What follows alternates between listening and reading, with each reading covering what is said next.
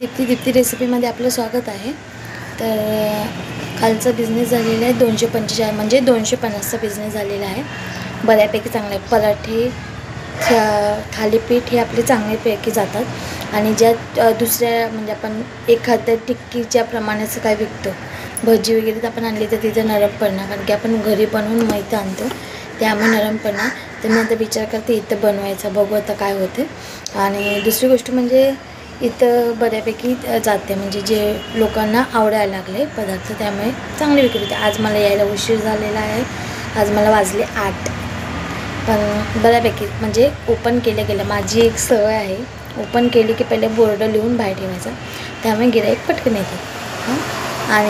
आणि दुसरी गोष्ट म्हणजे आपण भाज्यांचे पराठे ठेवतो, थालीपीठ ठेवतो, त्यामुळे लोकांना ते पसंत, कारण की चपात्याचा हा प्रकार पौष्टिक असतं, ते आपल्याला म्हणजे बाकीचं आपण फास्ट फूड खाण्याऐवजी ते खाल्लं की बरं ना, लोकांना पोटाला चांगलं म्हणजे त्रास नाही होत। ते झालं। आणि आज मी काय काय बनवले ते तुम्हाला दाखवतेच।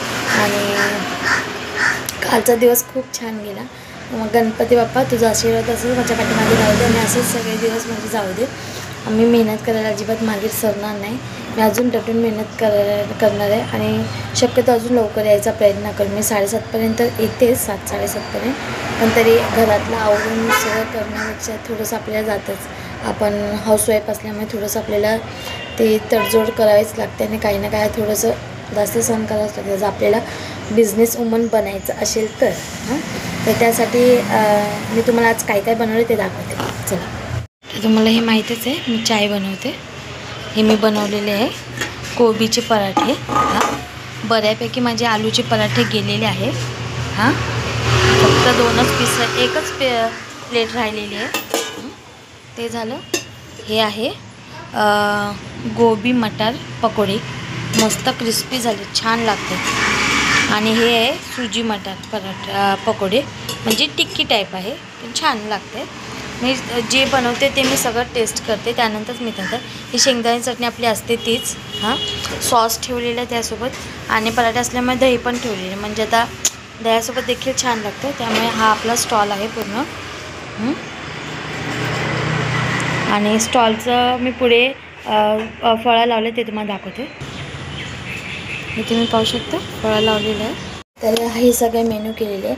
आज मी हे सकाळी अचानक सुचलं, मी मोबाईलवरती ट्राय करत होते बाबा वेगळं काय दिसते का, पण काही मिळालं नाही। मग काय करू, मग आता घरात काय आहे माझ्या, मटार तर होती, कोबी तर किसलेली होतीच माझ्याकडे, म्हणजे किसलेली नाही मी बारीक चिरलेली होती पराठ्यासाठी, ते झालं।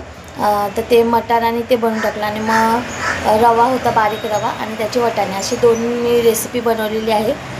मनाने आपल्या काही रेसिपी ट्राय केली, त्यामुळे जो आपल्याला अंदाज येतो आणि तो टेस्ट लोकांना आवडल्यानंतर ते जो आनंद मिळतो तो वेगळाच असतो। तर त्यामुळे हे मी 2 रेसिपी ट्राय केलेली आहे, त्याची मी रेसिपी कशी बनवली, कसं काय बनवलं, ती सगळी टिप मी तुम्हाला रेसिपीद्वारे कळवेन। मला कमेंट्स बॉक्समध्ये नक्की कळवा तुम्ही, किंवा तुम्हाला कोणत्या रेसिपी आवडतात किंवा कोणती रेसिपी तुम्हाला हवी आहे ते मला कमेंट बॉक्समध्ये कळवा। आणि माझी रोजची व्हिडिओ कशी वाटतात लाईक करा, शेअर करा, कमेंट करा, आणि बेल आयकॉनचं बटन दाबायला अजिबात विसरू नका। असेच नवनवीन व्हिडिओ मी आणत राहणार आहे। उद्या आहे गुढीपाडवा, त्यासाठी बघू आता काय वेगळं सुचतं आहे, तर ते आपण ट्राय करूया। आणि असंच मला म्हणजे तुम्ही प्रोत्साहन देत राहा की बाबा माझे लाईक्स वाढवत राहा, सबस्क्राईब वाढवत राहा, त्याच्याने मला उत्साह येणार की मी अजून काय काय करू, वेगवेगळे डिश। ओके, नमस्कार।